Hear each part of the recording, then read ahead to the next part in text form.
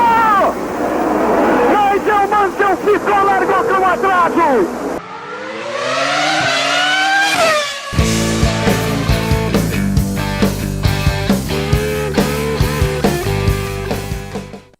E aí, pessoal?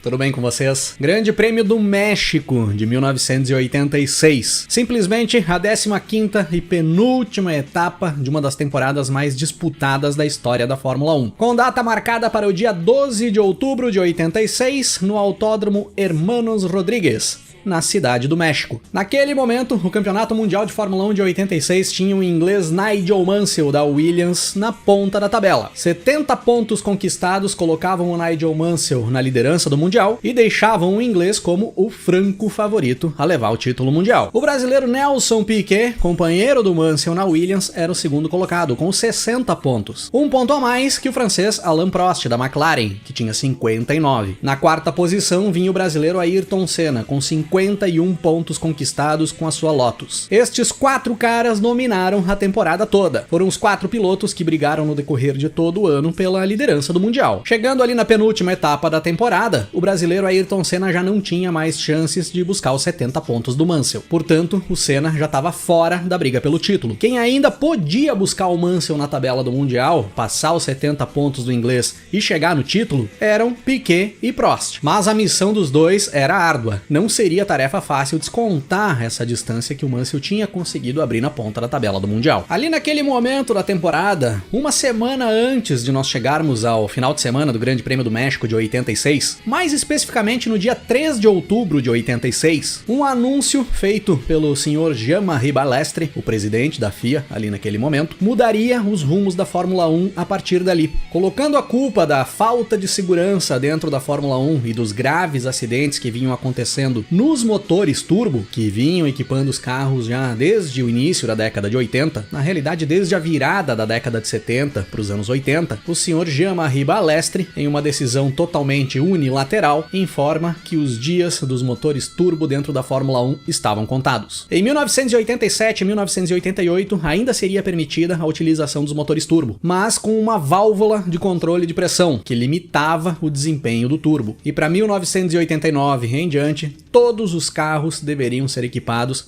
com motores aspirados. Os turbos estavam banidos da Fórmula 1. Esse anúncio totalmente autoritário do Balestre ali naquele momento pegou todo mundo de surpresa e deixou todo mundo alvoroçado ali dentro do ambiente da Fórmula 1. Só que o Balestre contava com um forte apoio de um nome de peso de dentro da categoria, o comendador Enzo Ferrari, que aparece em vídeo dentro da sala de conferência da Assembleia Plenária da FIA, dando o seu apoio a essa mudança. Sem muito o que questionar, todas as equipes e fabricantes de motores, tirando a Renault, que já estava de saída da Fórmula 1, votam a favor da proposta. E o rumo da Fórmula 1, ali pro final dos anos 80 e pro decorrer da década de 90, era firmado ali, dias antes do Grande Prêmio do México de 1986. Grande Prêmio do México que não era disputado dentro do calendário oficial da Fórmula 1 desde 1970 e foi retirado do calendário por questões de segurança. Em 1970, o Grande Prêmio do México tinha sido um horror. A torcida assistiu a corrida quase que de dentro da pista. Ninguém conseguia conter os torcedores. Por sorte, ninguém se machucou. Mas a partir dali, o Grande Prêmio do México foi retirado do calendário. Voltava agora em 1986, mas com bastante preocupação ainda em relação ao que seria o comportamento da torcida. O traçado do circuito praticamente não tinha mudado. Era praticamente ainda o mesmo traçado lá dos anos 60. E a grande reclamação dos pilotos ali para 1986 era a sujeira da pista. O asfalto era muito sujo e sair do trilho onde os carros passavam, sair do traçado, era quase certeza de perder tração e, por consequência, perder o controle do carro. E outra preocupação das equipes era a altitude. O Autódromo Hermanos Rodríguez é situado a 2.250 metros do nível do mar. O ar nessa altitude fica 20% menos denso do que no nível do mar. E aí, uma potência normal de 900 CV de um motor ali da época cai para em torno de 720 CV nas mesmas configurações. Para compensar essa perda de potência, precisa aumentar a pressão do turbo, de 4 para 5 bar, por exemplo. Só que aumentando a pressão do turbo, aumenta a temperatura de trabalho. E aí passa a ter problemas de refrigeração no conjunto. Então seria ali uma experiência bem interessante para os engenheiros e mecânicos na questão de regulagem dos carros. E seria decisivo para conseguir buscar um bom desempenho. Já dentro do autódromo, ali no final de semana do Grande Prêmio do México de 86, um dos assuntos mais comentados era a ausência do Gordon Murray no paddock da Brabham. O engenheiro, que tinha entrado na equipe do Bernie Ecclestone lá em 1973, estava deixando a equipe agora no final de 86, principalmente por conta do fracasso dos carros da Brabham ali daquela temporada. Uma das piores temporadas da equipe em sua história dentro da Fórmula 1 até então. E esse também foi um fato que definiria algumas coisas importantes que aconteceriam logo pra frente. Saindo da Brabham, ali no final de 86, o Murray iria para a McLaren em 87, para trabalhar no projeto do MP44, o carro que Ayrton Senna e Alain Prost pilotariam em 1988. Formariam o Dream Team da história da Fórmula 1, tornando-se o conjunto mais vencedor da história da categoria até os dias de hoje. Já dentro da pista,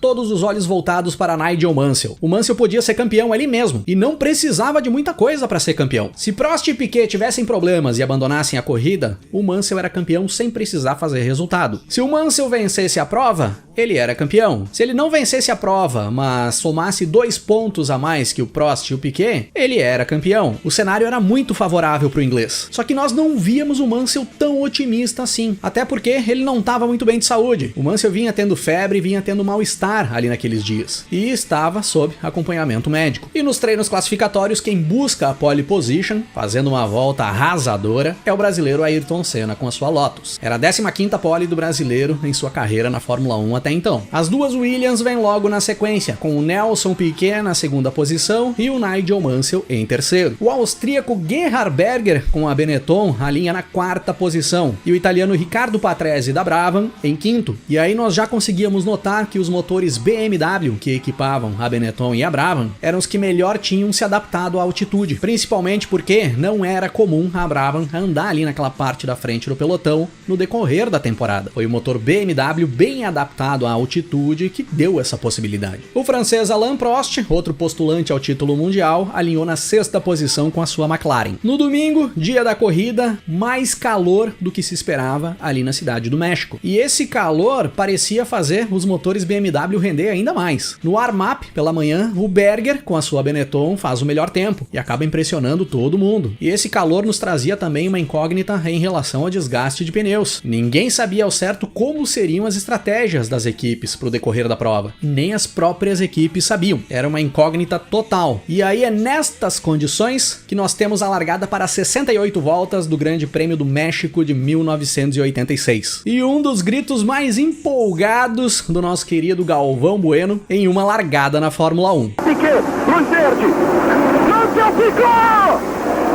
Nigel Mansell ficou, largou com o atraso! O Mansell não consegue engatar a primeira marcha e fica parado no grid. O Senna e o Piquet pulam na frente e vão batendo roda por toda a grande reta do circuito Hermanos Rodrigues, brigando pela primeira posição. No final da reta, o Senna trava as rodas tentando se manter na frente do Piquet, e aí o brasileiro da Williams dá um X no Senna para assumir a ponta da corrida. E aí nós tínhamos Piquet em primeiro, com Senna em segundo, com Berger em terceiro, Prost em quarto e o Mansell só na 18ª posição. Um prejuízo enorme pro inglês, ainda ali no início da corrida, que tentava garantir o seu título mundial ali mesmo. Os 3 primeiros vão andando juntos na pista no início da prova, Piquet, Senna e Berger, com o Senna tentando atacar o Piquet e tomar a primeira posição, e tomando investidas do Berger, que vinha andando forte e tentava tomar a segunda posição do Senna. Chegando na volta 5 de corrida, o Piquet era líder, com pouco mais de 1 segundo de vantagem pro Senna, que tinha 1,5 segundos de vantagem pro Berger, que tinha 2 segundos de vantagem pro Prost. E o Mansell ia fazendo a sua corrida de recuperação lá atrás. Ia buscando posições na pista e subindo o pelotão. Em poucas voltas, o Mansell já estava integrando o top 10. Na volta 7 de corrida, o Prost vai para cima do Berger e toma a 3ª posição do austríaco. E aí o Berger perdia rendimento e começava a tomar a pressão do italiano Michele Alboreto da Ferrari, que vinha logo atrás na 5ª posição. Na volta 10 de corrida,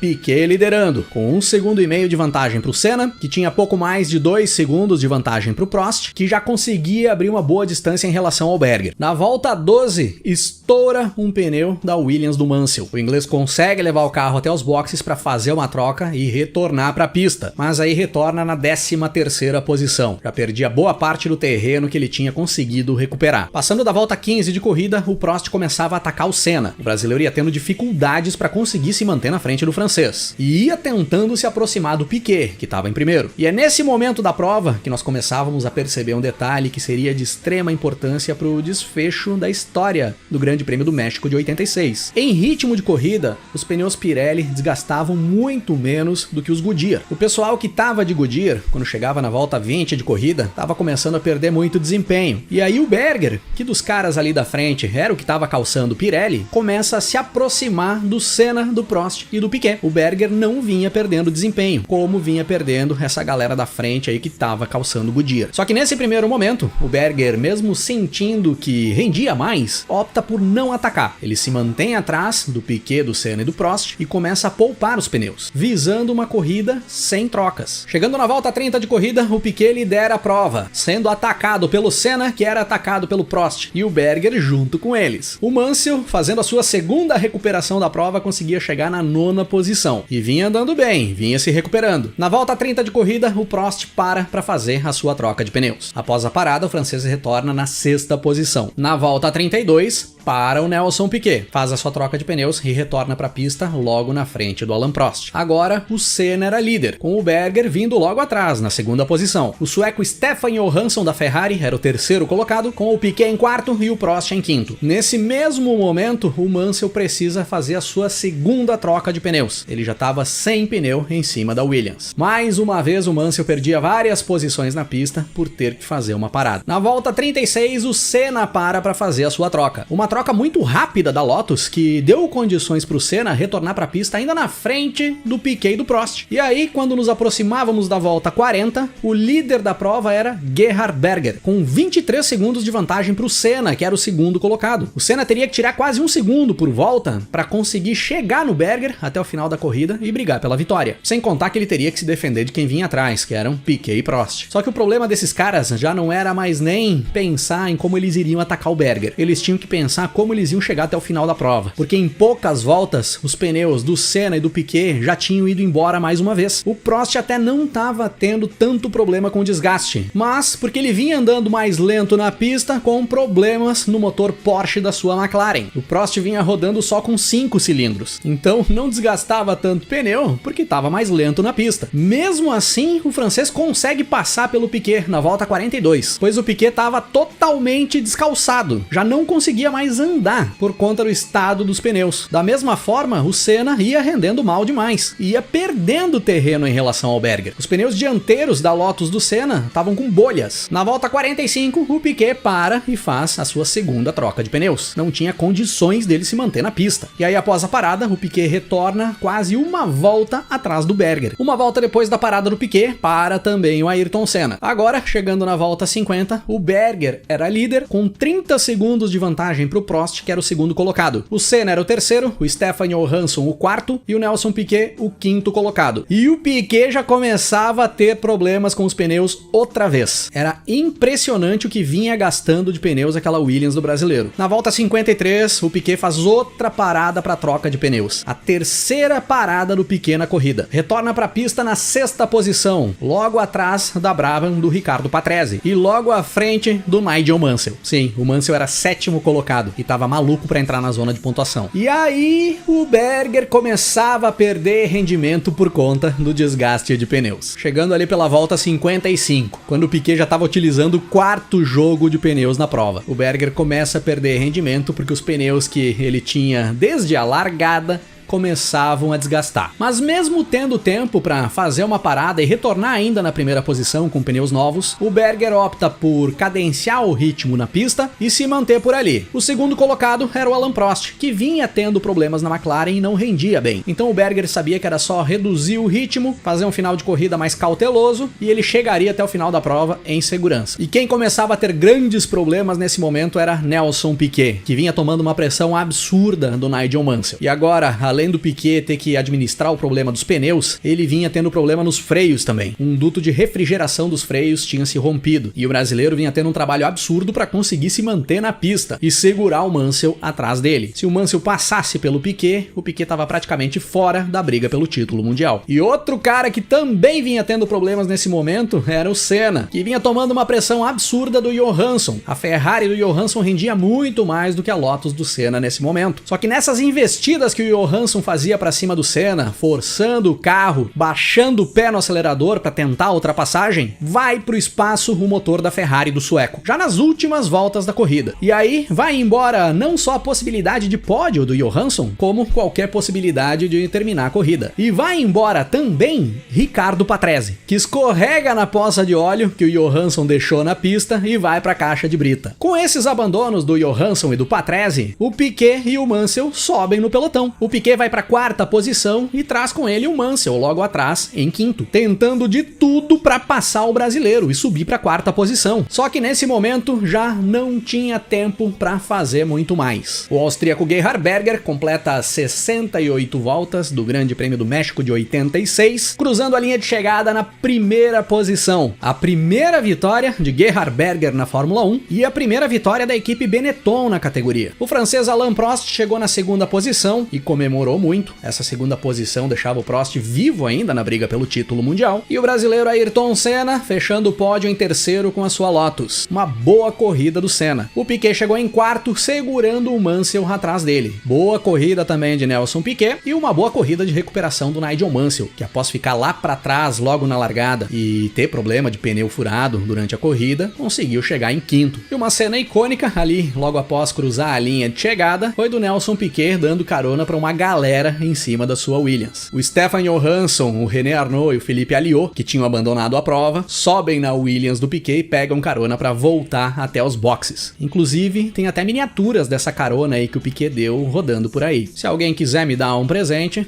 estou aceitando. Com esse resultado, Mansell, Piquet e Prost deixavam tudo em aberto em relação ao título mundial de 86 para ser decidido na última etapa da temporada, o Grande Prêmio da Austrália, que é assunto de outro episódio aqui do canal.